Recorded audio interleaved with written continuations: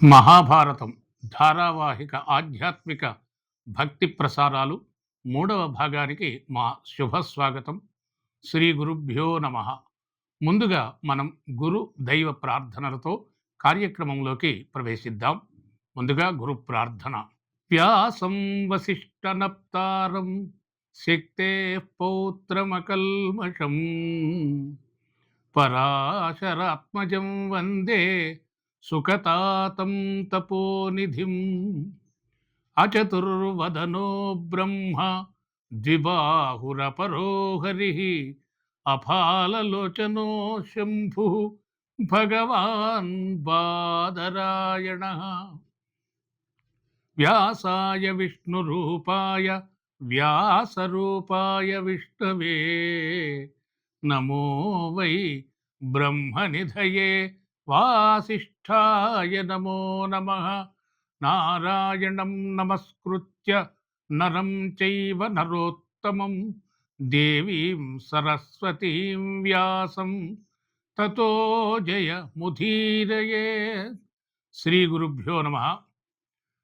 వేదవ్యాస మహర్షి గారు జగత్ కళ్యాణం కోసం, విశ్వ శ్రేయస్సు కోసం అందించి అనుగ్రహించి జయశబ్దంతో కీర్తించబడు పంచమ వేదమైన మహాభారతంలోని ఆది పర్వం చతుర్థాశ్వాసంలో 98వ అధ్యాయంలోని మన ముఖ్య కథాంశం పితృభక్తి పరాయణుడు, దివ్యాభరణ భూషాలంకృతుడు, శౌర్య వీర్య ధైర్య అవిక్రమ మహాపరాక్రమవంతుడు, దోషరహితుడు, పితృభక్తి పరాయణుడు అయిన దేవవ్రతుని జన్మ వృత్తాంతమును గూర్చి జనమజేయునకు వైశంపాయన మహర్షి చెప్పిన విధంగా సూత మహర్షి గారు శౌనకాది మహర్షులకు పురాణాలకు పుట్టినిల్లైన గొప్ప తపోక్షేత్రం, జ్ఞానక్షేత్రం, పవిత్ర క్షేత్రమైన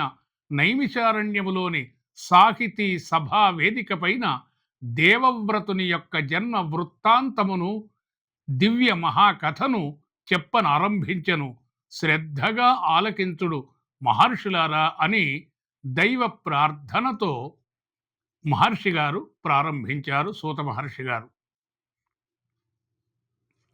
పురాణ కళాకోవిదుడు, ప్రవచన ప్రవీణుడు సూత మహర్షి గారు ఇలా తెలిపాడు. మనం గత భాగంలో గంగాశంతనుల యొక్క వివాహం గురించి తెలుసుకున్నాం. వారిద్దరి వైవాహిక జీవిత ప్రస్థానాన్ని సుఖంగా సాగుతోంది. వారికి చక్కగా సంతాన ఫలాలు కలిగినవి. అష్టావజనయత్పుత్రాన్ తస్యా అమరసన్నిభాన్, దేదీప్యమానమైన దేవతలతో సమానమైన మహాతేజో సంపన్నులైన 8 మంది ఉత్తమమైన దివ్య పుత్రులను పొందారు ఆ గంగా శంతనుడు. విచిత్రం ఏమిటంటే కన్న తల్లియే దయాదాక్షిణ్యాలు లేనిదై పుట్టిన ప్రతి బిడ్డను వెంటనే గంగలో పడవేస్తుంది. ఈ ఘోర కృత్యములను చూసిన శంతడు యొక్క మనస్సు చలించినది. అతడిలో పుత్ర ప్రేమ జనించినది. 8వ పుత్రుని, తన సౌందర్య రూపుని, దివ్య భూషాలంకృతుని, అన్యం పుణ్యం ఎరుగని ఆ అజ్ఞానిని, ఆ శిశువును నిర్దాక్షిణ్యంగా గంగలో పడవేయబోవుచుండగా వారించాడు, నిరోధించాడు శంతన మహారాజు. జాతం జాతంచ పుత్రం క్షిపత్యంభసి, గంగా పుట్టిన ప్రతి బిడ్డను కూడా మాతృత్వం లేని దానివై, కళ్ళు కూడా తెరవని ఈ చిన్నారులను గంగలో పడవేయుటకు నీకు మనస్సు ఎలా వచ్చింది? మాతృహృదయం లేదా? కఠిన చిత్తురాలివై ఇలా పుత్రఘాతివై ఎందుకు మారావు? ఈ పుత్రుని నీకు మాత్రం నేనివ్వను. ఇది నా రాజశాసనం. కారణం, సుతులు లేకుండా గతులు లేవు. నీ ప్రేమ కోసం, నీ మాట కోసం, నీ కోసం నా పితృదేవతలకు సద్గతులు లేని ఈ అధర్మ కార్యానికి నేను ఒడిగట్టను. ఈ విషయంలో నేను ఏమాత్రం ఉపేక్షించను అని ధైర్యంగా గంగాదేవిని వారించాడు శంతన మహారాజు. పుత్ర ప్రేమతో శంతనుడు దయార్ద్ర హృదయుడై ఆ మహారాజు గారు, గంగా, ఏమిటి ఈ ఘోరం? పడయంగరాని కొడుకుల కడుపలుబుగబడసి పుత్రఘాతిని వైతి కొడుకు ఉదయార్క తేజుని విడువంగ నేనోపననుచు వేడుక తోడన్. అప్పుడు శంతన మహారాజుడు ఇలా గంగాదేవిని, మహారాజా, నీకు నాకు పుట్టినట్టి ఈ అనుబంధం నేటితో తీరిపోయింది. ఏనాడు నన్ను నేను చేసే కార్యక్రమములకు ఏ రోజున నాకు నా విధులను అడ్డగిస్తావో నిరోధిస్తావో ఆ రోజునే నేను వెళ్ళిపోగలను అని మన ఇద్దరి కూర్చిన ఒడంబడిక ఒప్పందం. దానిని నీవు అతిక్రమించావు. నేను ఒక్క క్షణకాలము కూడా ఇక్కడ నేను నిలవలేను, నీతో ఉండలేను అని ఆ గంగాదేవి తెలిపింది. శంతన మహారాజుతో చెప్పి వెంటనే ఆ గంగాదేవి తన నిజ దేశానికి వెళ్ళిపోయింది అని జనమజేయ మహారాజు గారు మహారాజుకు వైశంపాయన మహర్షి గారు వివరించాడు. అప్పుడు జనమజేయుడు మహర్షి ఆ పుణ్య పవిత్ర పావని ఆ గంగాదేవి అలా మాతృత్వం లేకుండా అంత కఠిన చిత్తురాలై అందులోని రహస్యం ఏమిటి, నిగూఢమైన చరిత్ర ఏమిటి, అంతరార్థం ఏమిటి, ఆంతర్యమేమిటో వివరించండి మహర్షి అని కోరాడు. అప్పుడు గంగాదేవి అలా అన్నది, అహం గంగా జన్మసుత మహర్షి గణ సేవిత దేవకార్యార్థ సిద్ధ్యర్థం క్షేతాగం త్వయా సహ. మహారాజా, నేను జాహ్ను మహర్షి కుమార్తెను, గంగాదేవిని. మహర్షి గణమంతా కూడా ప్రతినిత్యం నన్ను సేవిస్తూనే ఉంటారు. నేను నిన్ను వివాహము చేసుకోవటానికి కేవలం దేవతల యొక్క ప్రార్థన వలననే నేను భూలోకమునకు రావడం, నిన్ను వివాహం చేసుకోవడం జరిగింది. మన వైవాహిక సహజీవనం సాగించాను. ఈ 8 మంది పుత్రులు కూడా మహాదివ్య శక్తి సంపన్నులైనటువంటి అష్టవసువులు వారు. బ్రహ్మర్షి అయిన వశిష్ఠ మహర్షి యొక్క శాప కారణంగా వారు అల్పాయుష్కులై ఈ భూలోకంలో మానవులుగా జన్మించారు అని, అందుకే ఆ వశిష్ఠ మహర్షి మానవులుగా జీవింతురుగాక అని శపిస్తే ఆ శాప కారణంగానే ఆ దివ్య తేజోమూర్తులైన ఆ అష్టవసువులు నా గర్భంలో జన్మించటానికి కారణం. మిమ్మల్ని అనుగ్రహించండి అని ఆ అష్టవసువులు నన్ను వేడుకున్నారు. కారణం ఏమిటంటే వశిష్ఠ మహర్షి శాపం చేత అప్పుడు వారొచ్చి నన్ను, వారి శాప విమోచనం కోసమే నేను ఈ విధంగా భూలోకానికి వచ్చి నిన్ను వివాహమాడానని గంగాదేవి తెలియజేసింది శంతన మహారాజు గారికి అని వైశంపాయనుడు జనమజేయ మహారాజు గారికి తెలిపాడు.